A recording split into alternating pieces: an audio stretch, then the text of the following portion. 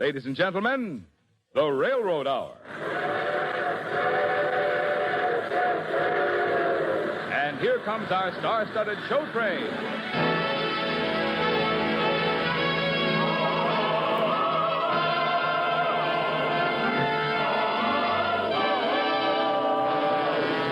Tonight, the Association of American Railroads presents the delightful Kalman operetta, Gypsy Princess, starring Gordon MacRae, and his guest, the Metropolitan soprano, Yarmila Novotna. Our choir is under the direction of Norman Luboff, and our music is prepared and conducted by Carmen Dragon. Yes, tonight another great musical success is brought to you by the American Railroads, the same railroads that bring you most of the food you eat, the clothes you wear, the fuel you burn, and all the other things you use in your daily life. And now here is our star, Gordon MacRae.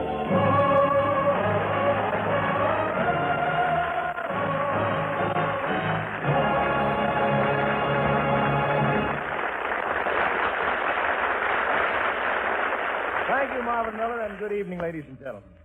Tonight, we're bringing you a musical fantasy. In it, I'm a prince named Ronald.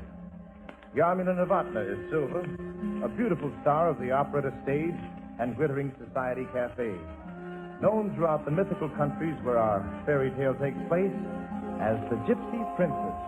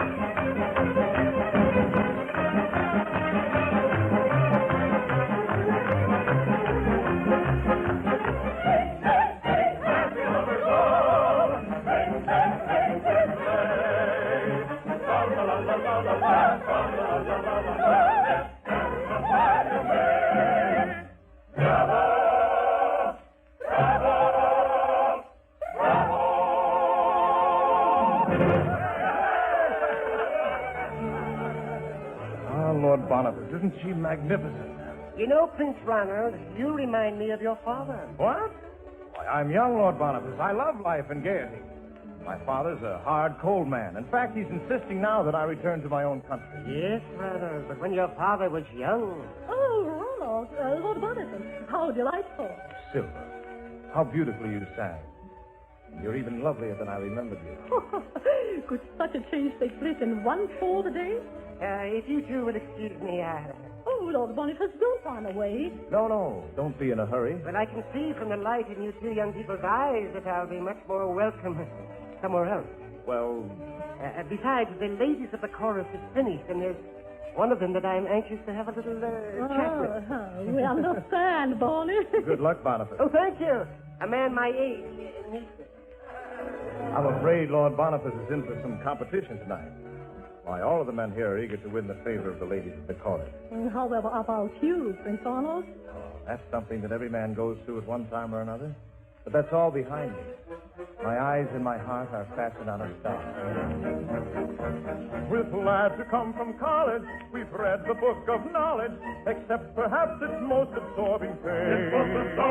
Romantic education begins with gravitation towards the lovely sirens of the stage. In years of indiscretion, we had the same obsession, and frequently we get the craze anew. We have a glamour that transcends the charm of other lady friends. First of all, this limelight lends enchantment to the view. But when we see them closer and hear them murmur, oh, sir, you're very kind, and I don't mind, provided I can bring a pal or two. We succumb to the craze for the nimble corner face our elders and betters had before us. We meet them, we treat them, we take them out to dine. We fed them, we let them monopolize us. Before very long we are going rather strong, believing they honestly adore us. Sympathetic, strenuous, excitable, ingenuous, engaging little ladies of the chorus. With a smart pair of hose and a nicely powdered nose, and eyes that provoke and then implore us. They fool us, they rule us, we never stand a chance. They coax us, but there, God bless all their dear little hearts. If they don't aspire to part, their faces and figures simply floor us. Their witchery's continuous, the slender, shapely, sinuous, enticing little ladies of the chorus. The dangerous, deplorable, bewildering, adorable, enticing little darlings of the chorus.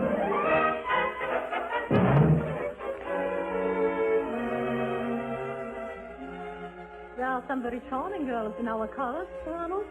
Silver, I'm in love with only you. I want you to marry me. Oh, Ronald, in your country, princes don't marry gypsy singers. You can't defy your father. But I know what we can do. In this country, a marriage performed by a notary is binding, provided it is followed by a church ceremony within 3 months. Read this, my princess. I, Ronald, the Prince of Cotonou, do hereby most solemnly declare that I take Silva Barescu to be my lawful wedded wife, and that within 3 months I will confirm this contract before God and the world. Oh, Ronald. In the 3 months this gives us, I know I can work things out with my father. Say you will, Silva. Oh, Ronald, how can I say no when my heart is crying yes? Silva, 'tis you I love, 'tis you I love, and you alone. Passion is a restless river, love a calm boundless sea. Love is an unsparing giver, generous and brave and free. Passion is a fleeting, fond emotion, volatile as morning dew. Love is an eternal, deep devotion. Such a love is mine, sweet, for you. Was all the world before you, dear? Why have you chosen me? Ah, Silva, you are all my world, beloved, and must ever be. For love is love that sweeps aside all worldly wealth and power and pride, and still when radiant youth has died, divinely clothed. Love is love that pays the price in pure and selfless sacrifice to find at tenderest love's unfaded rose. Better far to leave unspoken all your longing lips would say. Let me with a heart unbroken go up on my lonely way. Pity me, I pray, and plead no longer, lest they will learn to rule. Destinies and all love are stronger, will that I should part, dear, from you. My heart, my honor, and my all I lay before your feet. But sacrifice for the may befall will keep us a memory pure and sweet. For perfect love to self aside, the smiles that grief and hope has died, and all of laughter be denied, divinely wrong. Love is all that pays the price in pure and selfless sacrifice to find at last where grows tenderest love's unfaded rose. You're mine now, Silver. I shall return to my own country, and I will send for you in a very short time, my darling.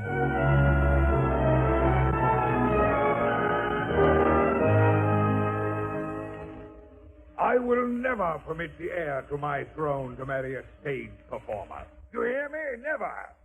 I shall announce your engagement to the Countess Stacy at once. Won't do any good, Father.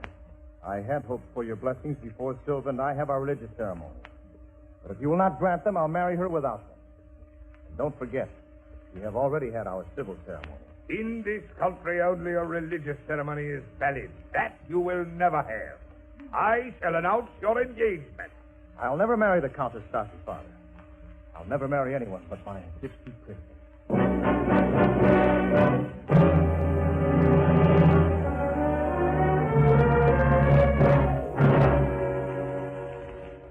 You mustn't leave, Silver. Ronald will send for you. You have his word for it. Ronald's word means very little. He left me to return to his own country and talk to his father. Everyone knows the result of that conversation.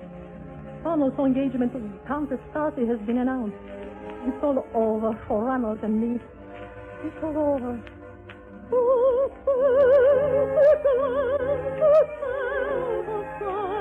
It's the miles that grief when home night, and all of that to be denied, divinely gone. I must forget him. I shall never return to this country or to him. There must be a way. In our hearts, Silver and I are married. There can never be another. For love is love that pays the price in pure and selfless sacrifice to find at last where grows tenderest love's unfading rose.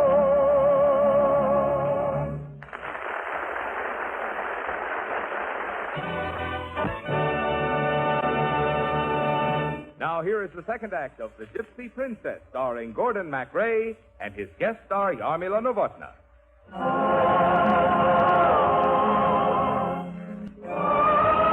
Only if he allows you to complete your marriage contract with Silver. It's no use now, Mother. I was unable to find Silver. She left me only this note.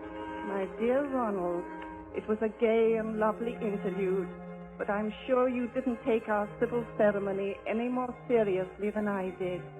And to me, it was an amusing way to say goodbye. I wish you and your bride to be every happiness. Oh, my poor Ronald. There are only a few days of our 3 months left, Mother. When they are past, I shall marry the Countess Stout. You shouldn't. No, you shouldn't have run away from Robin and left him only that note, Sylvia. Oh, Bonnie, I know it now. I must see him again. And in another day it will be too late. Take me to the court of Ronald's father, Bonnie, and introduce me as your wife.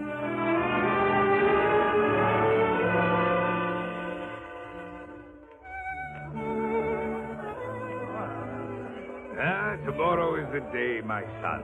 The 3 months will be up, and your silly marriage contract with that gypsy singer can be forgotten. Ronald, you're not listening to your father. No, Mother. I was watching Lord Boniface's wife. She just walked into the garden alone. Now, you're promised to another. Although I must say I don't blame any man for watching the Lady Boniface. She's lovely. She's one of the most charming guests we've ever had at the palace. Now, if you had gone through a civil ceremony with someone like that... Excuse me, Mother. Father, I must speak to her while she's alone.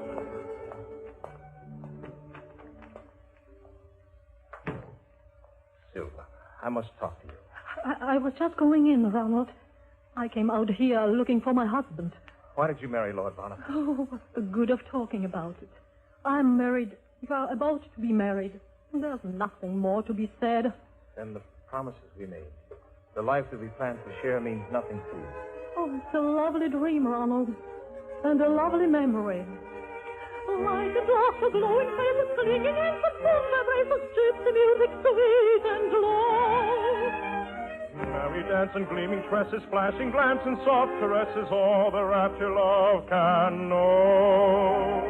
There amid the scene of splendor, of revelry and laughter free, in arms unutterably tender, there was born you love for me.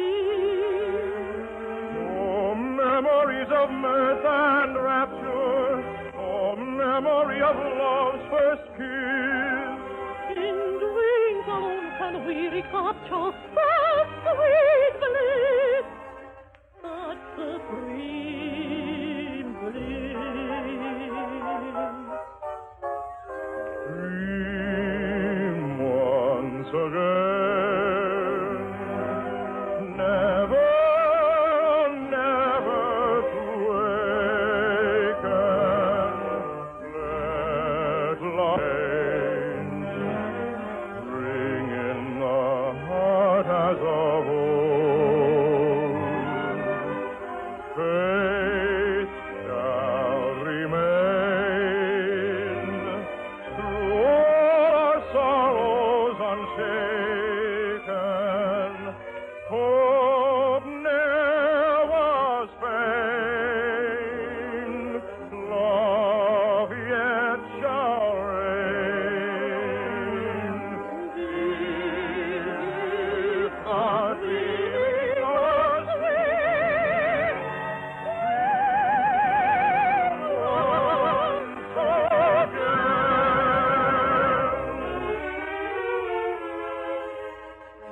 Goodbye, Ronald.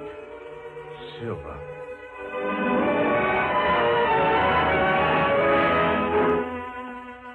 Ronald, are you kissing Boniface's wife? I can't think of her as his wife, Father. Come, children. No one else has seen you. Let's return to the ball and forget this. What's going on out here? Oh, Lord Boniface, I apologize for my son's conduct. He was kissing your wife. Edwin. Bonnie, will you please take me home? No, I don't think I will. King Edwin, this lady is not my wife. Bonnie. She isn't your wife. What do you mean? Silva wanted to see you just once more, Ronald, before you married the Countess. So she asked me if I would present her as my wife. And King Edwin, the lady has every right to kiss your son. She's his wife, if they have a religious ceremony before midnight. And we're going to have it. This is the girl who... I forbid it. No son of mine shall marry a cabaret singer.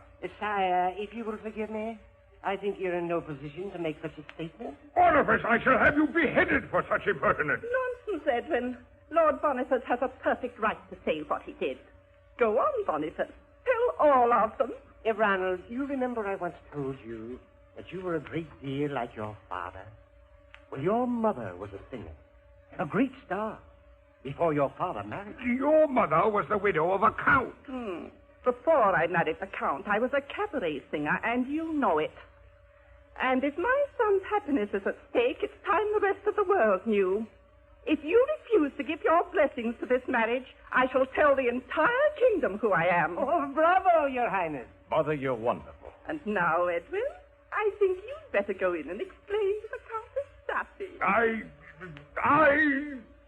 No, let Ronald do it. No, Father, I haven't time.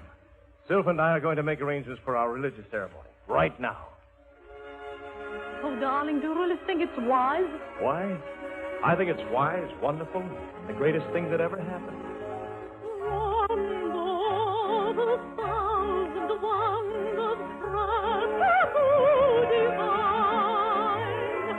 Mine is my darling forever.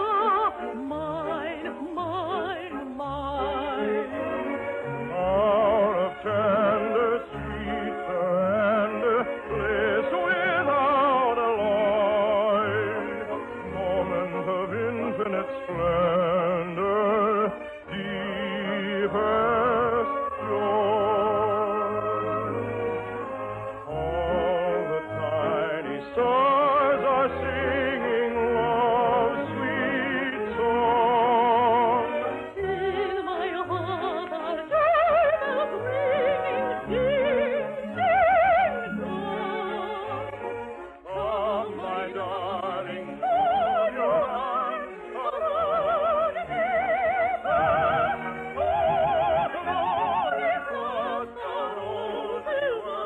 You're mine at last. All the tiny stars are singing love's sweet song. In my heart are joy bells ringing, ding, ding, dong. Come, my darling, hold your arms around me.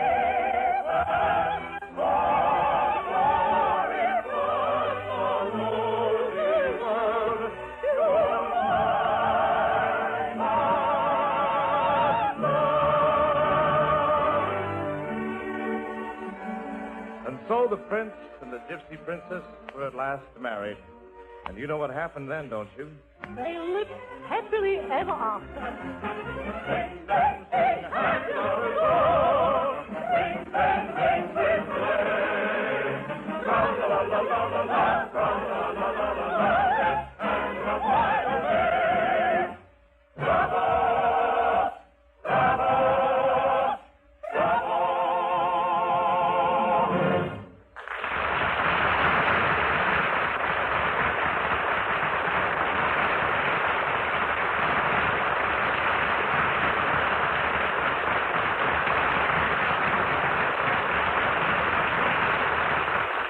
Thank you, ladies and gentlemen.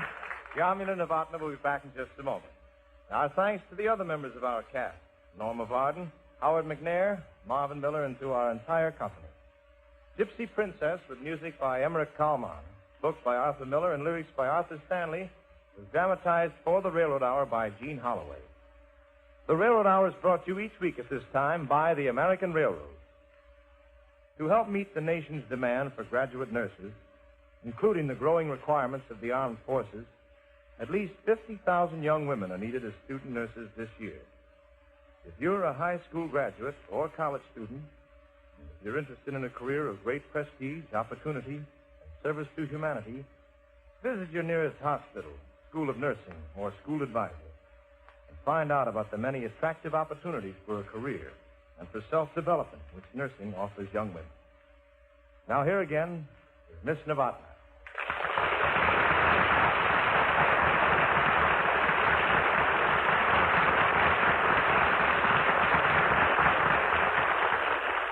Yamina, you were a wonderful and exciting gypsy princess. Thank you, Gordon. Your father was certainly a problem tonight. I never thought I'd get you. Well, times have changed. Nowadays, any young man's father would be glad to have his son marry a singer like you. That's what my father-in-law always said. What girl are you after next week, Gordon? Evelyn Case, I think. She's definitely going to be our guest star.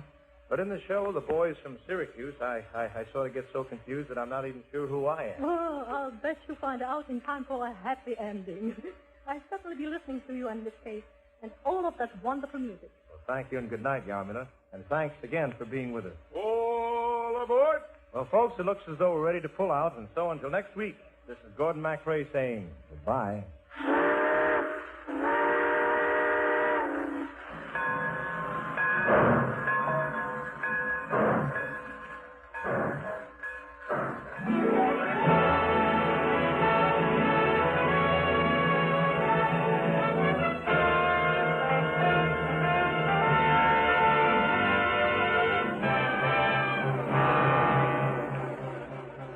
Gypsy Princess was presented by arrangement with the Tams Whitmark Music Library. Gordon MacRae appeared through the courtesy of Warner Brothers. Our choir is under the direction of Norman Luboff, and our music is prepared and conducted by Carmen Dragon. This is Marvin Miller saying goodbye until next week for the American Railroad. Now keep tuned for your Monday night of music on NBC.